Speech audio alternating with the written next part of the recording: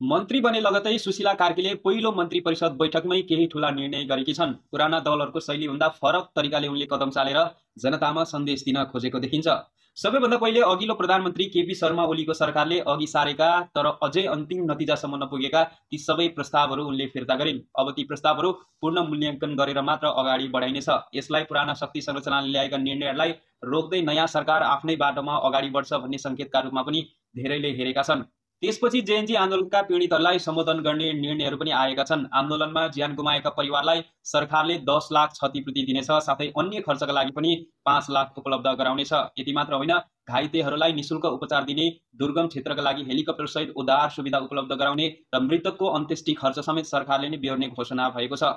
सरकारले असोज 1 गतेलाई शोक दिवसका रूपमा सार्वजनिक बिदा दिने र सो दिन राष्ट्रिय झण्डा आधा झुकाउने निर्णय पनि गरेको छ। यसले आन्दोलनमा ज्यान गुमाएकाहरूप्रति राज्यको आधिकारिक श्रद्धाञ्जली प्रकट गर्ने सङ्केत दिन्छ।